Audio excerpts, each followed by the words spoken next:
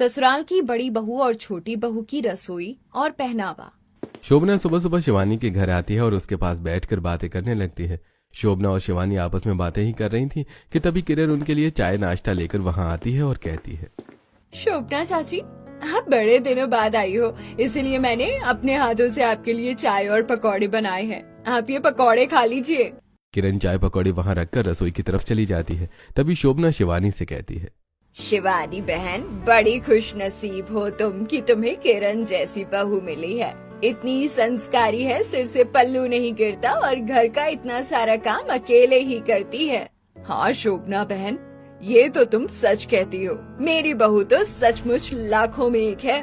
इधर किरण रसोई में जाती है और कुछ गर्मा गर्म पकौड़े छानकर प्लेट में निकालती है और चाय रखकर अपने ससुर के कमरे में जाती है, जहां वो लैपटॉप पर कुछ काम कर रहे होते हैं। किरण उन्हें चाय और पकौड़े देते हुए कहती है, पिताजी, मैं आपके लिए गर्मा गर्म चाय और पकौड़े लाई हूँ। आप अपना काम बाद में करना, पहले ये खा लीजिए। केशव लैपटॉप पर काम करना बंद करके चाय और पकौड़े ले लेता है और खाते हुए कहता है, बेटा, पकौड़े तो तूने बहुत ही स्वादिष्ट बनाए हैं। तू सबका कितना ख्याल रखती है। किरण केशव की बात सुनकर मुस्कुराती है और फिर रसोई में चली जाती है और अपने काम में लग जाती है। तभी उसकी नंद आनंदी वहां आती है और कहती है, भाभी, आपने मेरा नाश्ता और टिफिन तैयार कर दिया है ना, वरना मुझे कॉलेज के लिए देर हो जाएगी। अरे आनंदी, क्यों चिंता करती हो? तुम्हारा नाश्ता मैंने डाइनिंग टेबल पर लगा दिया है और तुम्हारा टिफिन भी पैक कर रही हूँ। तब तक तुम नाश्ता कर लो। ओह, थैंक यू सो मच भाभी, आप सचमुच बहुत अच्छी हो। अगर आप नहीं होती तो पता नहीं हमारा क्या होता। ऐसा कहकर आनंदी डाइनिंग टेबल पर बैठकर नाश्ता करने लगती है। उतनी देर में किरण टिफिन पैक करके लाकर आनंदी को दे देती है। आनंदी टिफिन लेकर कॉलेज के लिए निकल जाती है। तभी अरुण किरण को आवाज देता है। अरुण की आवाज सुनकर किरण जल्दी से अपने कमरे में जाती है। तब अरुण कहता है, किरण, मेरी टाई नहीं मिल रही है, जल्दी से ढूंढ कर दे दो। हाँ हाँ, मैं देती हूँ। आप इतना परेशान क्यों हो रहे हैं? ऐसा कहकर किरण अलमारी से टाई निकालकर अरुण को दे देती है और कहती है, आप जल्दी से तैयार होकर डाइनिंग टेबल पर आ जाइए, तब तक मैं नाश्ता लगाती हूँ। ऐसा कहकर किरण रसोई में चली जाती है। थोड़ी देर बाद अरुण डाइनिंग टेबल पर आता है। किरण उसका नाश्ता लगाती है। अरुण नाश्ता करके ऑफिस के लिए निकल जाता है। तभी भास्कर वहां आता है और कहता है, भाभी, मैंने आपसे कहा था कि मेरी ऑफिस की शर्ट प्रेस कर देना, आपने की या नहीं? अरे देवर जी, मैंने आपकी शर्ट प्रेस करके रख दी है। 1 मिनट रुको, मैं अभी लाती हूँ। किरण अपने कमरे में जाती है और भास्कर की प्रेस की हुई शर्ट लाकर उसे देते हुए कहती है, देवर जी, जल्दी से ऑफिस के लिए तैयार हो जाइए, तब तक मैं आपका ब्रेकफास्ट बना देती हूँ। ऐसा कहकर किरण किचन में जाती है और अपने देवर के लिए पोहा और चाय बनाने लगती है। तब तक भास्कर भी तैयार होकर डाइनिंग टेबल पर आ जाता है। किरण उसे नाश्ता दे देती है और वो नाश्ता करके चला जाता है। इसके बाद किरण भी डाइनिंग टेबल पर बैठकर नाश्ता करती है और फिर रसोई में जाकर सारे बर्तन इकट्ठा करके बर्तन धोने लगते हैं। तभी शिवानी वहां आती है और कहती है, अरे बहू, आज हमारी पड़ोसन ममता के यहाँ सत्यनारायण की कथा है, तो हमें वहाँ चलना है। ठीक है माँ जी, मैं बर्तन धोने के बाद घर की साफ सफाई कर लूंगी, उसके बाद तैयार हो जाऊंगी, फिर हम दोनों चलेंगे। किरण बर्तन धोने के बाद पूरे घर में झाड़ू लगाती है और फिर पोछा लगाती है। उसके बाद वो घर के पर्दे भी बदलती है और बिस्तर की चादरें भी बदलती है। सारे काम करने के बाद वो नहा लेती है और एक सुंदर सी साड़ी पहनकर बिंदी लगाकर पल्लू सिर पर लेकर अपनी सास के पास आकर कहती है, चलिए माँ जी, मैं तैयार हो गई हूँ। वो तो ठीक है बहू, लेकिन तुम्हें बिंदी थोड़ी बड़ी लगानी चाहिए, कम से कम दिखाई तो दे, और पल्लू भी थोड़ा नीचे कर लो। आखिर तुम हमारे घर की बड़ी बहू हो, हमारी मान मर्यादा रखना तुम्हारी जिम्मेदारी है। ठीक है माँ जी, मैं अभी आती हूँ।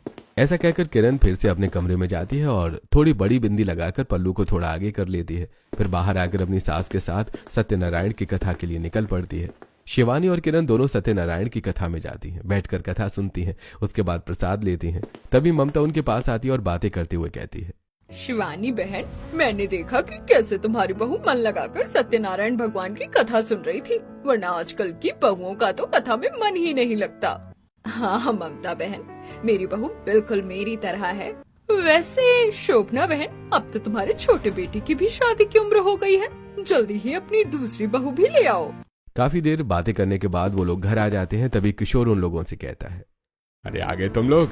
शिवानी, नम्रता दीदी का फोन आया था शाम को, वो आज शाम को ही आ रही है हमारे घर पर। ये तो अच्छी बात है। वैसे भी दीदी से मिले बहुत दिन हो गए हैं। किरण, तुम ऐसा करो कि आज दीदी की पसंद का खाना बनाओ। तुम्हें याद है ना, उन्हें कढ़ी, पूरी, भजिया, बघारा चावल और नान बहुत पसंद है। हाँ हाँ माँ जी, मुझे याद है। आप चिंता मत कीजिए, मैं सब बना लूंगी। थोड़ी देर बाद बुआ जी आ जाती हैं। किरण बुआ जी के पैर छूती है और सभी लोग उनके साथ बैठकर बातें करते हैं। अब किरण रसोई में जाती है और सबसे पहले वो दही निकालकर उसमें बेसन घोलती है और कुछ मसाले डालकर कढ़ी का घोल तैयार करती है और कढ़ी पकाने के लिए रख देती है। फिर वो बेसन घोलकर पकौड़े बनाती है और कढ़ी में डाल देती है। अंत में वो कढ़ी तैयार कर देती है। उसके बाद वो दाल वगैरह चावल भी चढ़ा देती है और आटा गूंथकर पूड़ियां बना लेती है और अंत में सूजी का हलवा भी बना लेती है। फिर सभी लोग डाइनिंग टेबल पर आकर बैठ जाते हैं और खाना खाने लगते हैं। खाना खाकर बुआ जी किरण की तारीफ करते हुए कहती हैं, किरण बहू, खाना तो तुमने बहुत ही स्वादिष्ट बनाया है और ये पकौड़ा कढ़ी तो बहुत ही अच्छी लग रही है। वैसे भैया, अब तो आपको भास्कर की भी शादी कर देनी चाहिए। एक लड़की है मेरी नजर में, बहुत सुंदर और सुशील है। आप कहें तो मैं उससे भास्कर की बात चलाऊं? अरे हाँ दीदी, इसमें पूछने की क्या बात है। आपने देखी है तो लड़की अच्छी ही होगी, आप तो बात चलाओ। जहां एक तरफ सभी लोग भास्कर की शादी की बात कर रहे थे, वहीं दूसरी तरफ भास्कर अपने मन में सोच रहा था, मुझे ऐसा लगता है मुझे कल ही आरजू से शादी की बात करनी होगी, वरना ये लोग तो मेरी शादी किसी से भी करवा देंगे। अगले दिन भास्कर ऑफिस में आरजू से मिलता है और कहता है, आरजू, मेरे घर वाले मेरी शादी की बात कर रहे हैं, तुम जल्दी से मुझसे शादी कर लो, वरना मेरे घर वाले किसी भी लड़की से मेरी शादी करवा देंगे। ऐसे कैसे? मैं तुम्हें किसी और लड़की से शादी करने दूंगी? ऐसा करती हूँ, मैं आज ही अपने घर पर शादी की बात करती हूँ और तुम कल ही अपने घर वालों के साथ मेरे घर रिश्ता लेकर आ जाना। शाम को जब भास्कर घर आता है तो सभी लोगों को आरजू के बारे में बताता है। सारी बातें सुनकर शोभना कहती है, बेटा, तू जिस लड़की के बारे में बता रहा था वो तो तेरे ऑफिस में जॉब करती है, तो बहुत मॉडर्न होगी। और तुझे तो पता है कि मुझे अपनी बड़ी बहू की तरह ही संस्कारी लड़की चाहिए, छोटी बहू के रूप में। माँ आप चिंता मत करो, आरजू ऑफिस जरूर जाती है लेकिन वो बहुत ही संस्कारी है, आपको जरूर अच्छी लगेगी। ठीक है भैया, तो हम आज ही लड़की देखने उसके घर चलते हैं। शाम को सभी लोग तैयार होकर आरजू को देखने उसके घर आते हैं। आरजू ने एक सिंपल सा पिंक कलर का फ्रॉक सूट पहना था। सभी लोगों को आरजू बहुत पसंद आती है और इस तरह आरजू और भास्कर का रिश्ता पक्का हो जाता है। बीतते समय के साथ शादी का दिन भी आ जाता है। आरजू एक फिश कट लहंगा पहनकर तैयार होकर सभी मेहमानों के बीच आती है, जिसमें उसकी कमर का ज्यादातर हिस्सा दिखाई दे रहा था। कुछ औरतें आरजू और किरण दोनों को देखकर बातें करती हैं। देख रही हो बहन, बड़ी बहू इतनी संस्कारी है कि उसके सिर से पल्लू भी नहीं हटता और छोटी बहू की कमर भी दिख रही है और उसने लहंगा भी कितना मॉडर्न पहन रखा है। हाँ बहन, वही तो। शिवानी बहन तो कहती थी कि वो अपनी दूसरी बहू भी बहुत संस्कारी लाएंगी, लेकिन हम जैसा सोचते हैं वैसा थोड़ी ना होता है। निधि और निशा की तरह पार्टी में और लोग भी दोनों बहुओं के बारे में बात कर रहे थे। अगले दिन सुबह शिवानी आरजू के कमरे में आकर कहती है, बेटा, मोहल्ले से कुछ औरतें तुझसे मिलने आ रही होंगी, इसीलिए तू जल्दी से नहा धोकर तैयार होकर बाहर आ जाना। हाँ माँ जी, मैं बस अभी थोड़ी देर में आती हूँ। शिवानी के जाने के बाद आरजू नहा धोकर स्लीवलेस सूट पहनती है और हल्का मेकअप करके लिपस्टिक लगाकर तैयार हो जाती है और फिर बाहर आ जाती है, जहाँ उसकी सास के साथ मोहल्ले की कुछ औरतें बैठी हुई थी। शोभना आरजू को देखकर कहती है, हे राम, मैं ये क्या देख रही हूँ? शिवानी बहन, तुम्हारी बड़ी बहू तो इतनी संस्कारी है और छोटी बहू इतनी मॉडर्न। ये सुनकर शिवानी गुस्से से उठती है और आरजू के पास आकर कहती है, आरजू बहू, चलो मेरे साथ, जरा अंदर आओ। शिवानी आरजू को उसके कमरे में ले जाती है और कहती है, ये क्या बदतमीजी है बहू, तुमने इतनी छोटी आस्तीन का कुर्ता क्यों पहन रखा है? हाँ माँ जी, तो इसमें बदतमीजी की क्या बात है? ऐसे कुर्ते पहनना तो आजकल आम बात हो गई है। बहू होती हो कि आम बात तुम्हारे यहाँ, हमारे यहाँ नहीं होती। जल्दी से कपड़े बदलकर साड़ी पहनकर बाहर आ जाओ। ऐसा कहकर शिवानी बाहर चली जाती है। तब आरजू चिढ़ते हुए अपने कपड़े बदलकर एक साड़ी पहन लेती है और सिर ढककर बाहर आ जाती है। वो सोफे पर बैठकर सभी लोगों से बात करती है। तभी किरण भी सभी का नाश्ता लेकर वहां आ जाती है। सभी लोग साथ में नाश्ता करते हैं। ऐसे ही धीरे धीरे एक हफ्ता बीत जाता है और इस एक हफ्ते में किरण घर का सारा काम संभालती है। एक दिन किरण आरजू से कहती है, आरजू, तुम्हारी शादी को पूरा एक हफ्ता बीत गया है और तुमने अभी तक अपनी पहली रसोई नहीं की। आज तुम ही रसोई में जाकर खाना बना लो, और हाँ, खाने के साथ साथ कुछ मीठा भी जरूर बनाना। ठीक है भाभी, तो मैं रसोई में जाकर खाना बना लेती हूँ। आरजू रसोई में जाती है और खाना बनाने की तैयारी करने लगती है। वो मन ही मन सोचती है, समझ नहीं आ रहा खाने में ऐसा क्या बनाऊं जो जल्दी भी बन जाए और टेस्टी भी लगे। ऐसा करती हूँ, नूडल्स और सैंडविच बना लेती हूँ। यही सोचकर आरजू खाने में नूडल्स और सैंडविच बना लेती है और फिर वो डाइनिंग टेबल पर सभी के लिए खाना लगा देती है। सभी लोग खाना खाने के लिए बैठ जाते हैं। फिर शोभना खाने में नूडल्स और सैंडविच देखकर कहती है, अरे बहू, ये क्या तूने खाने में नूडल्स और सैंडविच बनाए हैं? भला भला खाने में नूडल्स और सैंडविच कौन खाता है? माँ जी, मुझे लगा आप लोगों को ये अच्छा लगेगा, इसीलिए मैंने यही बना दिया। और आरजू, मैंने तुमसे कहा था ना कि कुछ मीठा भी बनाना, वो तो तुमने बनाया ही नहीं। भाभी, इतने टेस्टी खाने के सामने भला मीठा कौन खाता है? और मीठा खाने के अपने बहुत सारे नुकसान भी हैं, इसलिए मैंने मीठा नहीं बनाया। आप नूडल्स और ब्रेड सैंडविच खा कर तो देखिए, आपको बहुत पसंद आएंगे। अरे छोड़ो ना बहू, आरजू अभी अभी तो आई है, उसे थोड़ा समय दो, सब कुछ सीख जाएगी। चलो सब लोग खाना खा लो। केशव की बात सुनकर सभी लोग खाना खा लेते हैं। अगले दिन सुबह किरण अकेली रसोई में काम कर रही थी। तभी शोभना वहाँ आती है और किरण को अकेले काम करता देखकर कहती है, अरे ये क्या किरण बहू, आरजू अभी तक तुम्हारी मदद करने के लिए रसोई में नहीं आई? हाँ माँ जी, अब मैं भी वही सोच रही थी। वो दोनों बात ही कर रही थी कि तभी आरजू ऑफिस के लिए तैयार होकर कोट पैंट पहनकर वहाँ आती है और अपनी सास से कहती है, माँ जी, आज से मेरी ऑफिस की छुट्टियाँ खत्म हो गई हैं और मुझे ऑफिस जाना है। भाभी प्लीज मेरे लिए एक कप चाय और पोहा बना दो। मैं नाश्ते में पोहा खाकर ही ऑफिस जाती हूँ, तब तक मैं अपनी फाइल वगैरह इकट्ठा करके रख लेती हूँ। ऐसा कहकर आरजू अपने कमरे में चली जाती है और किरण शिवानी से कहती है, देखा माँ जी, देवरानी जी ऑफिस जा रही हैं। इसका मतलब है कि देवरानी जी के आने के बाद भी इस घर का सारा काम मुझे ही संभालना पड़ेगा। ऐसा कहकर किरण अपनी देवरानी के लिए पोहा बनाने में लग जाती है। थोड़ी देर बाद आरजू के साथ घर के सभी लोग डाइनिंग टेबल पर आकर बैठ जाते हैं। किरण सभी को नाश्ता देती है और आरजू को चाय और पोहा देती है। सभी लोग अपना अपना नाश्ता करते हैं और ऑफिस के लिए निकल जाते हैं। इसके बाद किरण डाइनिंग टेबल से बर्तन उठाती है और रसोई में जाकर बर्तन धोते हुए अपने आप से कहती है, सोचा था देवरानी आएगी तो आराम मिलेगा, लेकिन उल्टा मेरा काम ही बढ़ गया। मेरी तो किस्मत में ही काम करना लिखा है। किरण घर का सारा काम खत्म करती है और अपने कमरे में जाकर आराम करती है। शाम को किरण रसोई में जाती है और अपने आप से कहती है, ऐसा करती हूँ, सभी के लिए चाय बना लेती हूँ, बस सभी लोग आते ही होंगे। किरण सभी के लिए चाय बना लेती है और चाय के साथ कुछ बिस्किट लेकर हॉल में आती है। वो देखती है कि सभी लोग आकर बैठे हुए हैं। वो सभी को चाय देती है। सभी लोग चाय पीने लगते हैं। तभी आरजू भी वहाँ आ जाती है और कहती है, भाभी, आज तो ऑफिस में बहुत ज्यादा काम था, इसलिए बहुत थकान हो गई है। जरा मुझे भी एक कप कॉफी पिला देना। हाँ हाँ, जाओ, बहू के लिए एक कप कॉफी बना दे। अब किरण रसोई में जाकर आरजू के लिए कॉफी बनाती है और उसे लाकर देती है। आरजू कॉफी पी लेती है। तब किरण कहती है, आरजू, मैं कह रही थी कि तुम मेरे साथ खाना बनाने में मेरी थोड़ी मदद कर दो। भाभी, आज ऑफिस में काम बहुत ज्यादा था और मैं बहुत थक गई हूँ, मैं आपकी मदद नहीं कर पाऊंगी, प्लीज आप खुद ही कर लो। ऐसा कहकर आरजू कॉफी पीने लगती है। उसकी बात सुनकर किरण गुस्से में रसोई में आती है और खाना बनाते हुए अपने आप से कहती है, देवरानी जी का तो अच्छा है, सुबह उठकर ऑफिस चली जाती है और शाम को आकर आराम करती है। घर का सारा काम तो मेरे ही जिम्मे आ गया है। हाँ, कर भी क्या सकती हूँ, मुझे तो करना ही पड़ेगा। मैं इस घर की बड़ी बहू जो हूँ। ऐसा कहकर किरण सब्जी काटने लगती है। किरण खाने में आलू पालक की सब्जी, तुअर की दाल, चावल, रोटी, भटे आलू का भरता, चटनी और सलाद बनाती है और सभी के लिए खाना लगा देती है। सभी लोग डाइनिंग टेबल पर बैठकर खाना खाने लगते हैं। तभी आरजू भी वहाँ आती है और कहती है, भाभी, मुझे भी बहुत भूख लगी है, सभी के साथ मुझे भी खाना परोस दो। ऐसा कहकर आरजू डाइनिंग टेबल पर बैठ जाती है। किरण उसे भी खाना परोसती है। सभी लोग साथ में खाना खा लेते हैं, वहां से चले जाते हैं। आरजू भी खाना खाकर मोबाइल चलाते हुए अपने अपने कमरे में चली जाती है। फिर किरण सारे बर्तन इकट्ठा करती है, सिंक में ले जाकर धोती है, फिर रसोई साफ करती है। आखिर में खाना बनाकर अपने कमरे में चली जाती है। अरुण किरण को इस तरह परेशान देखकर कहता है, क्या बात है किरण, तुम काफी परेशान दिखाई दे रही हो।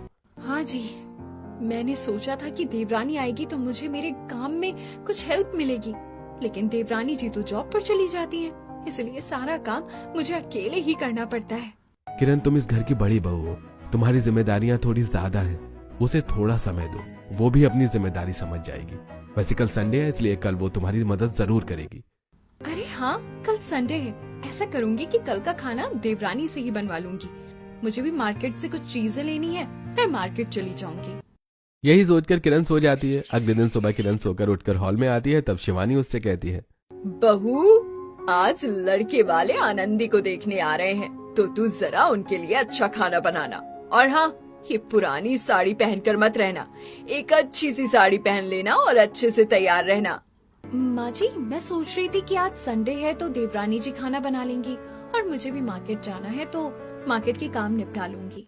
ठीक है बहू, अगर आरजू उठेगी तो मैं उससे कह दूंगी कि वो खाना बना लेगी, लेकिन अभी तू जाकर सभी के लिए नाश्ता तो बना ले।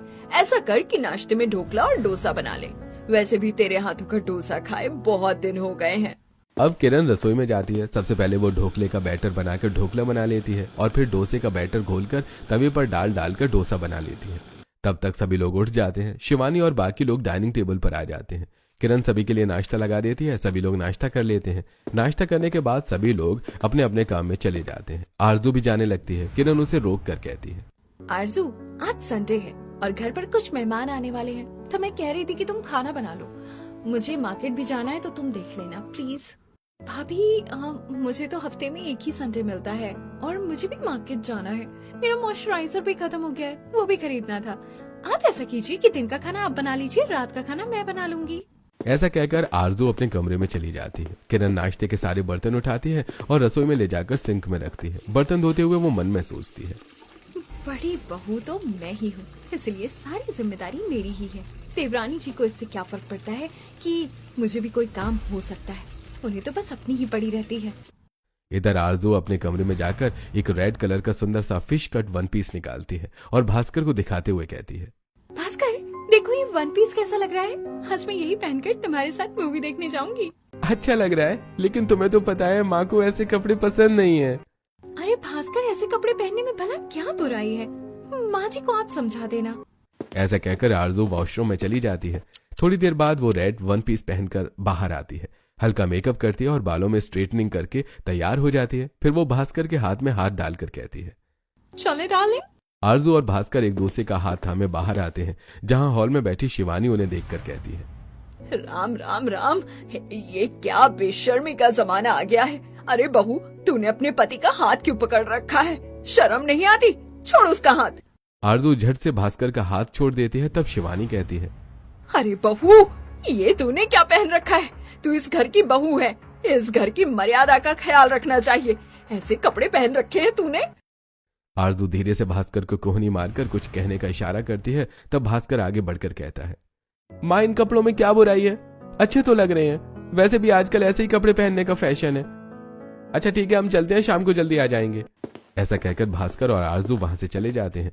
पीछे खड़ी किरण ये सब देखकर मन ही मन सोचती है, मुझे तो आज तक माँ जी ने कभी ऐसे कपड़े पहनकर बाहर जाने नहीं दिया और आज आरजू के बारे में बस कहकर चुप हो गई। क्या बड़ी बहू होने के नाते सारी जिम्मेदारियाँ और पाबंदियाँ सिर्फ मेरे ही हिस्से में है? ऐसा सोचते हुए किरण रसोई में जाती है और मेहमानों के लिए खाना बनाना शुरू करती है। उसने छोले, पूड़ी, दाल तड़का, वेज पुलाव, खीर और सलाद के साथ पापड़ भी तले थे। खाना बन जाने के बाद किरण अपने कमरे में जाती है और एक सुंदर सी साड़ी निकालकर उसे पहनकर तैयार हो जाती है। थोड़ी देर में लड़के वाले आ जाते हैं। सभी लोग बैठकर बातें ही कर रहे थे कि तभी भास्कर और आरजू भी मार्केट से वापस आ जाते हैं। आरजू मेहमानों को नमस्ते करती है। तभी शिवानी किरण के कानों में कहती है, किरण, आरजू बहू को कपड़े बदलने के लिए कह दो। किरण आरजू के पास आती है और उसके कानों में कहती है, आरजू, माँ जी ने कहा है कि तुम कपड़े बदलकर साड़ी पहन लो। अब आरजू अपने कमरे में जाती है और कपड़े बदलकर एक सिंपल सी साड़ी पहन लेती है और बिना सिर पर पल्लू लिए बाहर आ जाती है। अब किरण और आरजू मिलकर मेहमानों का खाना लगाती हैं। सभी मेहमान खाना खाते हैं। खाना खाने के बाद सभी लोग हॉल में बैठकर बातें करते हैं। तब लड़के की माँ कहती है, बहन जी, हमें आपकी बेटी पसंद है। हमारी तरफ से ये रिश्ता पक्का। अगले महीने की 16 तारीख को शुभ मुहूर्त है, उसी दिन हम शादी रख लेते हैं। ये बात सुनकर सभी लोग खुश हो जाते हैं और इस तरह आनंदी और आरव का रिश्ता तय हो जाता है। मेहमानों के जाने के बाद केशव सभी लोगों से कहता है, चलो भाई, आज आनंदी का रिश्ता तय हो गया। अब सभी लोगों को शादी की तैयारी में लग जाना चाहिए। अजी, आपको कहने की जरूरत नहीं है, हम सारा इंतजाम कर लेंगे। वैसे आरजू बहू, फिलहाल तुम रसोई में जाकर खाना बना लो, क्योंकि किरण सारे दिन का काम करके बहुत थक गई है। जी माँ जी। आरजू रसोई में जाती है। फिर वो आलू को बिना छीले ही बड़े बड़े टुकड़ों में काट लेती है और कुछ मसाले इकट्ठा करके तड़का लगाकर आलू पुलाव बना लेती है। आलू पुलाव बनाकर डाइनिंग टेबल पर रख देती है। फिर सभी को आवाज लगाती है, चलिए सभी लोग खाना खाने के लिए आ जाइए, खाना बन चुका है। आरजू की आवाज सुनकर सभी लोग डाइनिंग टेबल पर आकर बैठते हैं और जैसे वो खाने में आलू का पुलाव देखते हैं, सभी का मुंह बन जाता है। तो शिवानी कहती है, ये क्या बहू, तुमने खाने में आलू पुलाव बनाकर रख दिया? माँ जी, मैं भी दिन में मार्केट गई थी ना, तो काफी थकान हो गई थी मुझे, इसलिए मैंने सोचा कुछ सिंपल सा बना लेती हूँ। आरजू के ऐसा कहने पर कोई कुछ नहीं कहता और सभी खाना खाने लगते हैं। तब किरण मन में सोचती है, छोटी बहू होने के नाते माँ जी आरजू की हर बात मान लेती है, उसे कोई कुछ नहीं कहता। सारे नियम और कायदे तो सिर्फ मेरे लिए है। सभी लोग खाना खा लेते हैं और अपने अपने कमरे में जाकर आराम करते हैं। ऐसे समय बीत रहा था और शादी का समय पास आ रहा था। घर की सारी जिम्मेदारियां बड़ी बहू होने के नाते किरण पर ही थी और आरजू किसी न किसी बहाने हर जिम्मेदारी से बच जाया करती थी। शादी का दिन पास आ गया था। एक दिन आरजू मार्केट से आकर घर के सभी लोगों को अपने कपड़े दिखाते हुए कहती है, माँ जी देखिए, मैंने आनंदी की शादी में पहनने के लिए ये ड्रेस डिजाइन करवाई है, बताइए कैसी लग रही है। राम राम बहू, तुम ऐसी ड्रेस पहनोगी? तुम घर की इज्जत हो। अगर ऐसी खुली खुली ड्रेस पहनोगी तो लोग तुम्हारे बारे में क्या सोचेंगे? किरण बहू को देखो, उसने आज तक साड़ी के सिवा कुछ नहीं पहना। माँ जी आजकल ऐसे ही कपड़े फैशन में हैं और इसमें कोई बुराई नहीं है, आप चिंता मत कीजिए, कोई कुछ नहीं कहेगा। ऐसा कहकर आरजू अपनी ड्रेस लेकर अपने कमरे में चली जाती है। तब किरण कहती है, माँ जी मैं भी सोच रही हूँ कि आनंदी की शादी में इस बार मैं भी कोई स्टाइलिश वन पीस खरीदूंगी अपने लिए। अरे किरण बहू, कैसी बातें करती है? तू इस घर की बड़ी बहू है। घर की इज्जत मर्यादा की जिम्मेदारी ज्यादातर बड़ी बहू की होती है और तुझे कुछ खरीदने की क्या जरूरत है? मेरी सास ने मुझे शादी पर एक साड़ी दी थी, वही मैंने तेरे लिए रख रखी है। अभी रुक, तुझे ला कर देती हूँ। शिवानी अंदर जाती है और अपने अलमारी से एक पुरानी काफी भारी सी साड़ी लाकर किरण को देती है और कहती है, बहू शादी पर यही साड़ी पहनना, ये मेरी सास ने मुझे दी थी और मैंने अपनी बहू के लिए रखी थी। बेचारी किरण बड़ी बहू होने के नाते कुछ नहीं कह पाती। ऐसे समय बीतता है और शादी का दिन और पास आ जाता है। एक दिन किरण छत पर कपड़े फैलाते हुए मन में सोच रही थी, शादी की इतनी सारी तैयारियां हैं, अभी तो घर की साफ सफाई, मेहमानों की मिठाई का इंतजाम, घर की चादरें बदलना, बहुत सारे काम रह गए हैं, मुझे जल्दी जल्दी काम करना होगा। यही सोचते हुए किरण सीढ़ियों से नीचे उतर रही थी, लेकिन तभी वो फिसल कर गिर जाती है। सभी लोग दौड़ कर आते हैं और किरण को कमरे में ले जाते हैं। किरण के पैरों में मोच आ चुकी थी। अरुण कहता है, माँ किरण के पैरों में तो मोच आ गई है, अब तो उसे खड़ा भी नहीं हुआ जाएगा। शादी का काम आप लोगों को ही संभालना होगा। हाँ वो तो सही है, मेरी तो उम्र हो चली है, मुझसे इतना काम नहीं होता। आरजू बहू, अब शादी की सारी जिम्मेदारी तुम पर ही है। जी माँ जी। अब आरजू को ऑफिस में 15 दिन की छुट्टी लेनी पड़ती है। अगले दिन वो सुबह सुबह रसोई में आती है, फिर वो सभी के लिए नाश्ता बनाती है और सभी को खिलाती है। उसके बाद वो सारे झूठे बर्तन इकट्ठा करके रसोई में ले जाती है और उन्हें साफ करती है, फिर रसोई साफ करती है। उसके बाद वो खुद बैठकर खाना खाते हुए सोचती है, हे भगवान, एक दिन मुझे काम करना पड़ा तो खाना खाने में इतनी देर हो गई। भाभी रोज इतना सारा काम कैसे करती है? तभी शिवानी वहाँ आती है और कहती है, आरजू बहू, खाना खाकर सारे गंदे कपड़े धो लो और हाँ, साफ सफाई का काम भी शुरू कर दो, शादी पास ही आ गई है। ऐसा कहकर उसकी सास चली जाती है। अब आरजू खाना खाकर सबसे पहले गंदे कपड़े धोती है, उसके बाद घर की साफ सफाई करती है। तभी कुछ मेहमान आ जाते हैं जिन्हें आरजू नाश्ता बनाकर देती है। सारा दिन वो काम करती है। रात को वो बिस्तर पर जाते समय काफी थक चुकी थी। भास्कर आरजू को इतना थका हुआ देखकर कहता है, क्या बात है आरजू, तुम काफी थकी थकी लग रही हो। हाँ, भाभी के पैरों में मोच होने की वजह से सारी जिम्मेदारी मुझ पर आ गई है, इसलिए मैं इतनी थक गई हूँ। लेकिन आरजू, भाभी तो इतनी जिम्मेदार हैं, रोज ही उठती हैं, कभी उनके बारे में भी सोचा है?